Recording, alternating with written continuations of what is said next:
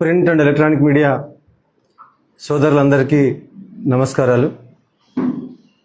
గత 15 రోజులుగా మా నియోజకవర్గ ముఖ్య నాయకుడు బీఆర్ఎస్ కోసం నిరంతరం శ్రమిస్తున్న బాస్ హనుమంత్ నాయుడు గారు, మాజీ మున్సిపల్ చైర్మన్ బిఎస్ కేశవ్ గారు,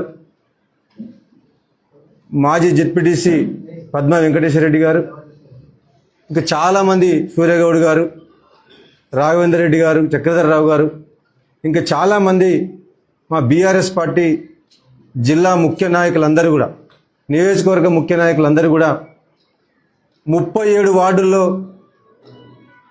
ఇల్లు తిరిగి చేసిన ప్రచారం, కాంగ్రెస్ ప్రభుత్వం యొక్క అన్యాయమైన విధానాలు, స్థానికంగా జరుగుతున్న అరాచకత్వం, మామ అల్లులు కలిసి ఆడుతున్న నాటకం, అనేక అంశాలని వాస్తవాల్ని ప్రజల ముందు స్పష్టంగా పెట్టినాం.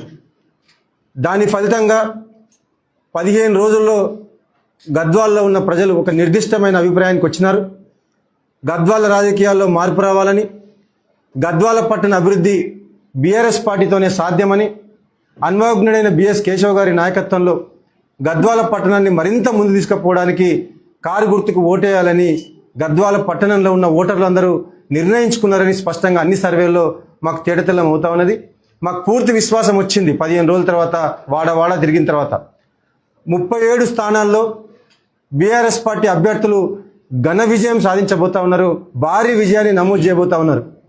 ఈ సందర్భంగా మరొక్కసారి గద్వాల పట్టణ ఓటర్లకు బీఆర్ఎస్ పార్టీ పక్షాన నేను విజ్ఞప్తి చేస్తా ఉన్నాం. మేమందరం కూడా గద్వాల జిల్లా మెడ మీద కత్తి వేలాడుతూ ఉన్నది. గద్వాల జిల్లా మెడ మీద కత్తి వేలాడుతూ ఉన్నది. ముఖ్యమంత్రి రేవంత్ రెడ్డి జోగులాంబ గద్వాల జిల్లా మీద కత్తి కట్టి ఉన్నాడు. ఇప్పటికే జిల్లాలను రద్దు చేస్తానని, 10కి పైగా జిల్లాలను రద్దు చేస్తానని చెప్పి ముఖ్యమంత్రి స్వయంగా ప్రకటించినాడు. ఆ కసరత్తు కూడా మొదలుపెట్టినాడు. దాని మీద ఒక కమిషన్ కూడా వేసే పనిని ముందలేసుకున్నాడు.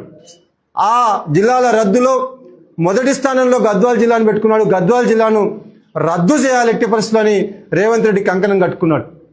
ఇప్పుడు మీరు కాంగ్రెస్ పార్టీకి ఓటేస్తే, హస్తం గుర్తుకు ఓటేస్తే వాళ్ళ అహంకారం ఇంకా పెరిగి, ఏం చేసినా చెల్లుబాటు అవుతుందనే అహంకారం పెరిగి గద్వాల జిల్లాను రద్దు చేయడం ఖాయం. కాబట్టి గద్వాల జిల్లాకు ముప్పు ఉంది. గద్వాల జిల్లాను కాపాడుకోవాల్సిన బాధ్యత గద్వాల పట్టణ ఓటర్ల మీద ఉంది. మీ అందరికి కూడా మేము ఈ సందర్భంగా నమస్కరించి చెప్తా ఉన్నాం.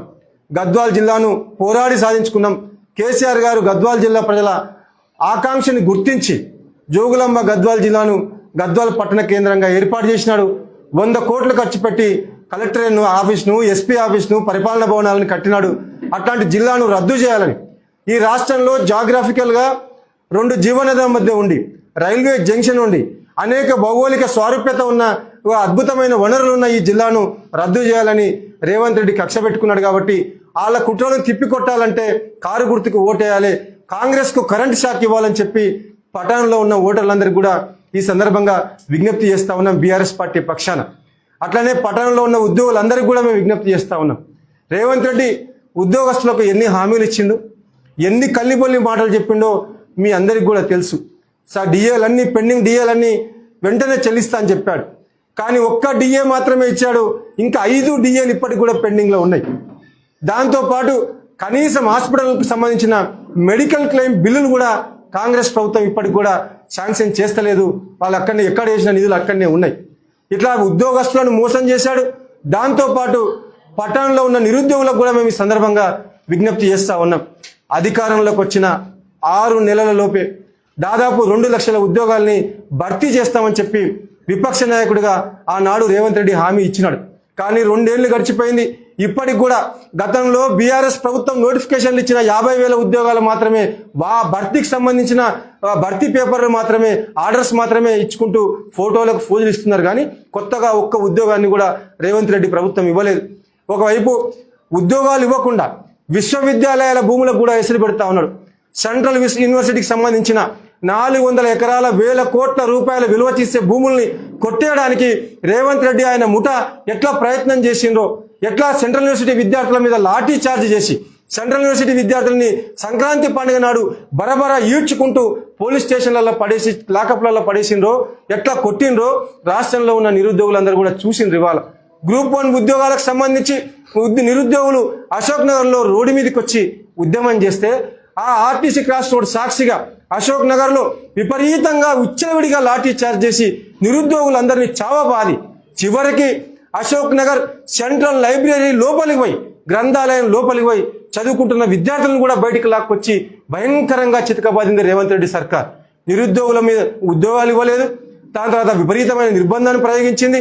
ఇట్లా అనేక రకాలుగా నిరుద్యోగులకు కూడా రేవంత్ రెడ్డి ప్రభుత్వం మోసం చేసింది.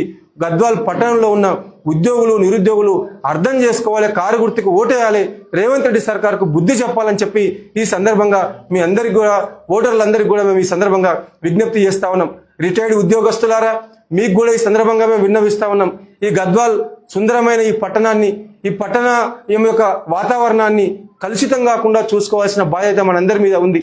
రేపటి ముందు తరాలు, రేపటి భవిష్యత్ తరాలు గద్వాల్ పట్టణంలో భద్రంగా జీవిస్తున్నామనే భరోసాను మనం రేపటి తరాలకు ఇవ్వాల్సిన బాధ్యత మనందరి మీద ఉంది. కాబట్టి రిటైర్డ్ ఉద్యోగస్తులు అందరూ కూడా దయచేసి ధర్మం వైపు ఓటేసే విధంగా అందరినీ మీరందరూ కూడా వాళ్ళందరినీ ప్రోత్సహించాలి. న్యాయం వైపు ఓటేసే విధంగా, కారు గుర్తుకు ఓటేసే విధంగా అందరూ కూడా మీరు చెప్పాలి. వాళ్ళందరినీ కూడా ఓటింగ్ కేంద్రాలకు పోయే విధంగా ప్రోత్సహించాలని రిటైర్డ్ ఉద్యోగులకు కూడా మేము ఈ సందర్భంగా విజ్ఞప్తి చేస్తా ఉన్నాం.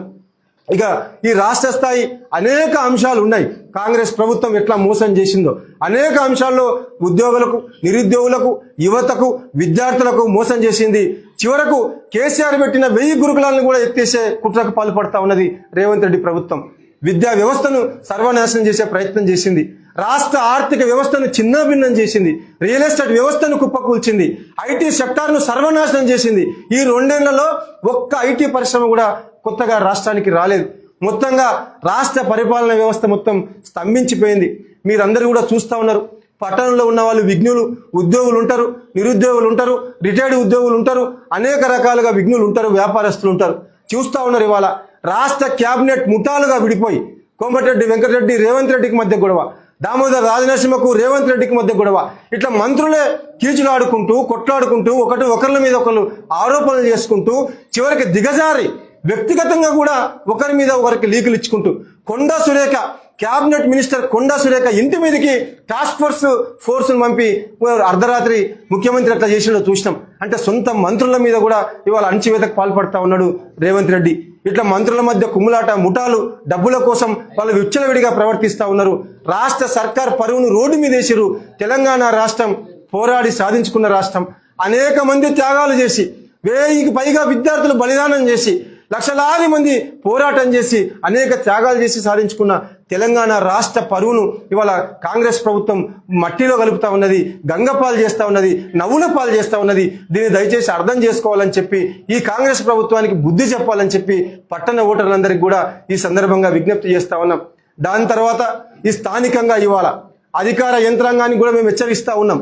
కొంతమంది పోలీస్ అధికారులు ఇక్కడ స్థానిక ఎమ్మెల్యేకు ఒత్తాసు పలుకుతూ ఎంత సిగ్గుచేటంటే, మా చైర్మన్ క్యాండిడేట్ మున్సిపాలిటీ వార్డులో 100 మందికి పైగా పోలీసులు పెట్టారు 2 రోజుల నుంచి. ఇది న్యాయమా? ఎందుకోసం పోలీసులు పెట్టారు? అక్కడ ఎవరి కోసం పోలీసులు పెట్టారు? ఎవరికి రక్షణ కల్పించడం కోసం పోలీసులు పెట్టారు? అక్కడ ఎందుకంత కక్ష కట్టిరు కేశవ్ గారి మీద? ప్రజాస్వామ్యంలో ఒక బీఆర్ఎస్ పార్టీ పక్షాన పోటీ చేసే హక్కు కేశవ్ గారికి లేదా?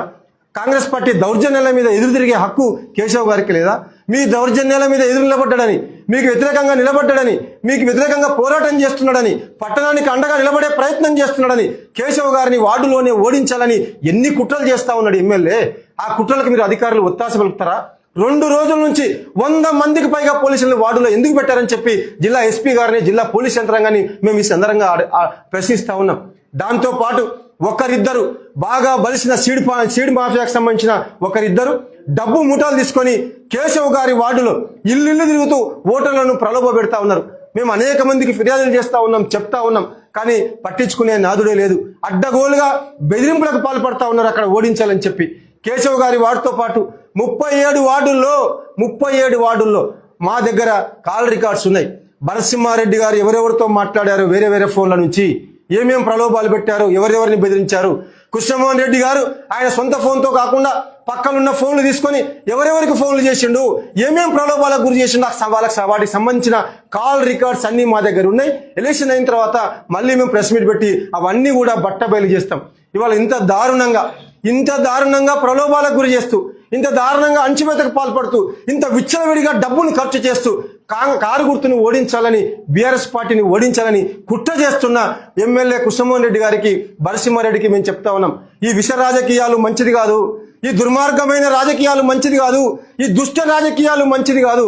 ఇప్పటికైనా వీటిని ఆపండి. ఇప్పుడు కొత్త తరం వచ్చింది, ప్రజల్లో చైతన్యం పెరిగింది. మీ దుష్ట రాజకీయాలు ఇంకా నడుస్తాయనుకుంటే భ్రమ మాత్రమే. వీటిని ప్రజలందరూ కూడా అర్థం చేసుకుంటా ఉన్నారు. గద్వాల పట్టణ ఓటర్లు కూడా అర్థం చేసుకున్నారు. రేపు జరగబోయే 13వ తారీఖున జరగబోయే ఎన్నికల్లో 37 వార్డుల్లో మీ బెదిరింపు రాజకీయాల భరతం పట్టడం ఖాయమని చెప్పి ఈ సందర్భంగా వారిద్దరిని కూడా హెచ్చరిస్తా ఉన్నాం. పట్టణ ఓటర్లందరికీ కూడా మేము చెప్పి ఈ సందర్భంగా చేతులెత్తి మొక్కి చెప్తా ఉన్నాం, అన్ని విషయాలు మీకు తెలుసు. ఎవరెవరిని ఎట్లట్లా అంచివేస్తా ఉన్నారో, ఎదిగిన ప్రతి రాజకీయ నాయకుడిని అనేక రకాలుగా ఎట్లా అంచివేస్తా ఉన్నారో, ఎట్లా అవమానిస్తా ఉన్నారో, ఎట్లా గద్వాల నుంచి వెళ్ళగొట్టే ప్రయత్నం చేస్తా ఉన్నారో మీ అందరికి కూడా తెలుసు. పేరు చెప్పాల్సిన అవసరం లేదు. మా అందరినీ కూడా మానసిక క్షోభకు గురి చేస్తా ఉన్నారు. అనేక రకాలుగా మా అందరినీ కూడా ఎదగకుండా కుట్ర చేసి అణచివేసే ప్రయత్నం చేస్తా ఉన్నారు. దయచేసి మీరు ఈ విషయాలన్నింటినీ అర్థం చేసుకోండి. నిండు మనసుతో కారు గుర్తుకు ఓటేసి బీఆర్ఎస్ పార్టీ అభ్యర్థుల్ని 37 వార్డుల్లో భారీ మెజార్టీతో గెలిపించి ఆశీర్వదించండి. మన గద్వాల్ని కాపాడుకుందాం, మన పట్టణాన్ని కాపాడుకుందాం, భవిష్యత్ తరాలకు భద్రమైన జీవితాన్ని ఇద్దామని ఈ సందర్భంగా పట్టణ ఓటర్లందరికీ కూడా శిరస్సు వంచి నమస్కరించి విజ్ఞప్తి చేస్తా ఉన్నాం.